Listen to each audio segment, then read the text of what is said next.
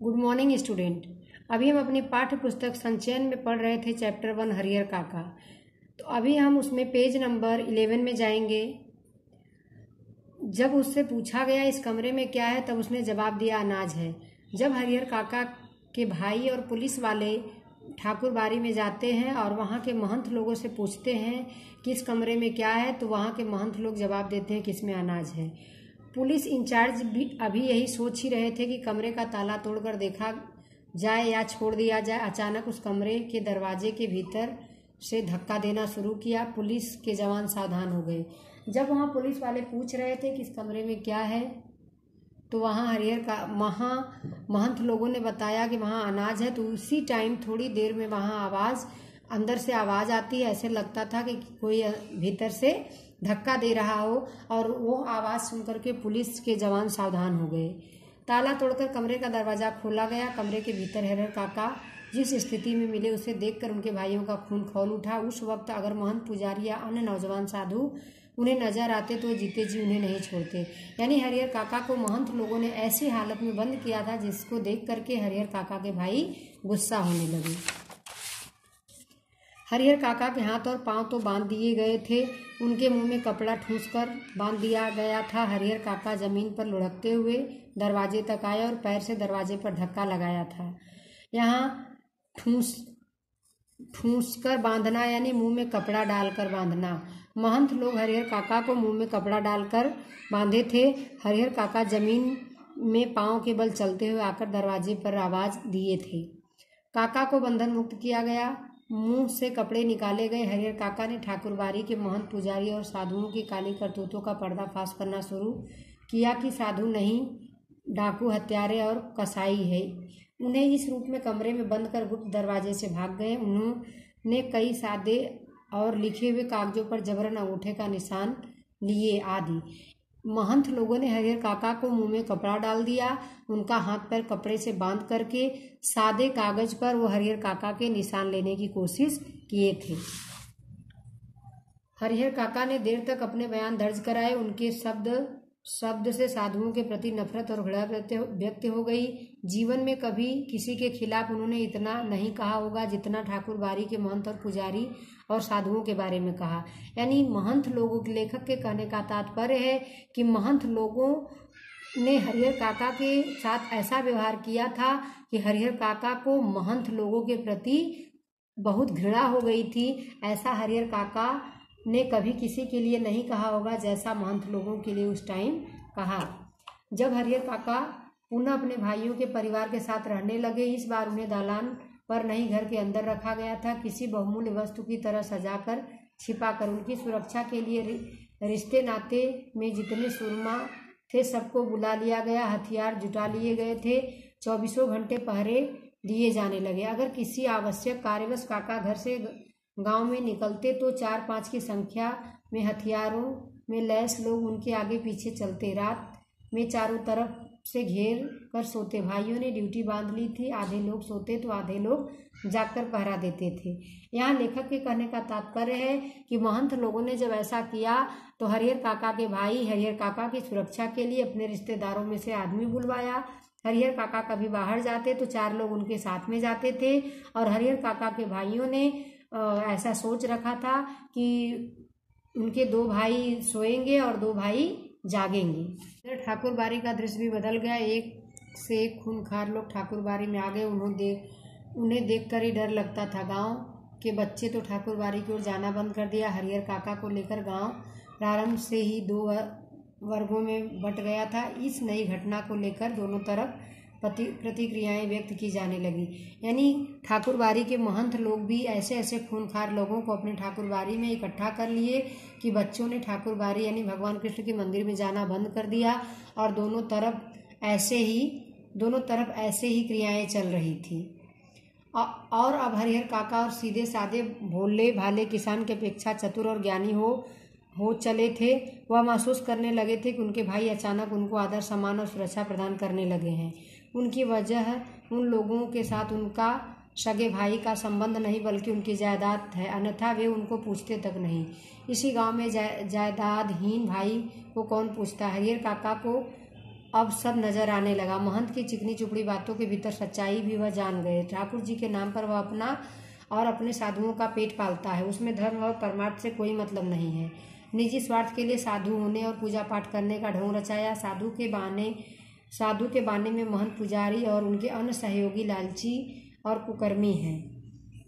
छल बल कल किसी भी तरह धन अर्जित किए बिना, परिश्रम किए बिना आराम से रहना चाहते हैं। अपने घृणित इरादों के छिपाने के लिए ठाकुरबारी को इन्होंने माध्यम बनाया, ऐसा माध्यम जिस पर अविश्वास न किया जा सके। इसीलिए हरिहर काका ने मन ही मन तय कर लिया कि वह महंत को वे अपने पास फटकने तक नहीं देंगे, साथ ही अपनी जिंदगी में अपनी जायदाद भाइयों को भी नहीं लिखेंगे, अन्यथा फिर वह दूध की मक्खी की तरह हो जाएंगे। लोग निकाल कर उन्हें फेंक देंगे, उन्हें कोई पूछेगा तक नहीं, बुढ़ापे का दुख बिताए नहीं बीतेगा।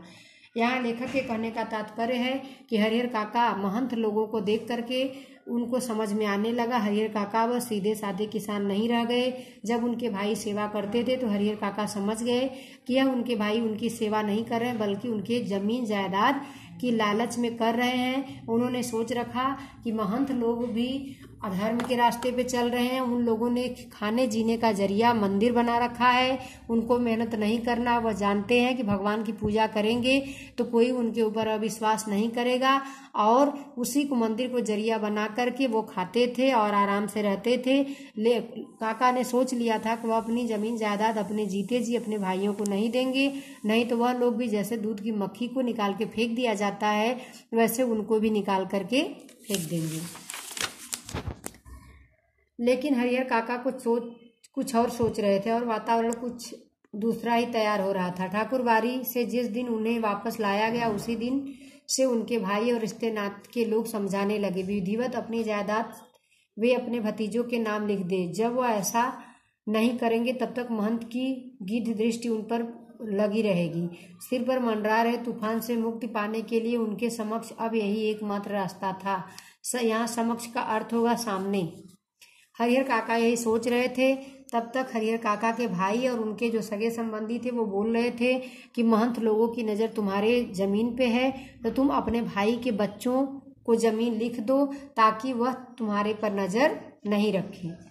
सुबह दोपहर शाम रात गए तक यही चर्चा चली, लेकिन हरिहर काका साफ इनकार कर जाते। मेरे बाद तो मेरी जायदाद इस परिवार को स्वतः मिल जाएगी, इसलिए लिखने का कोई अर्थ नहीं।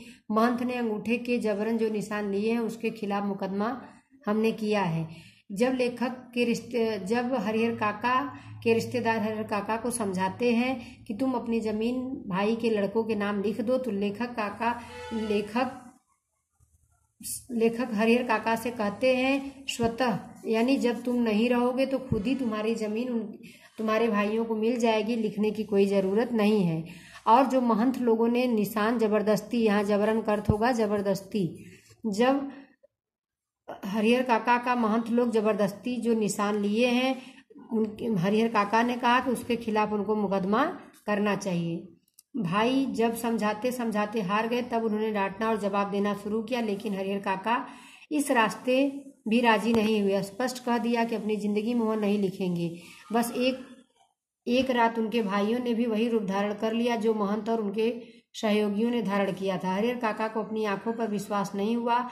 उनके वही अपने सगे भाई जो उनकी सेवा और सुरक्षा में तैयार रहते थे उन्हें अपना अभिन्न मानते समझने लगे। जो उनकी नींद सोते और जागते थे वे हथियार लेकर उनके सामने खड़े थे।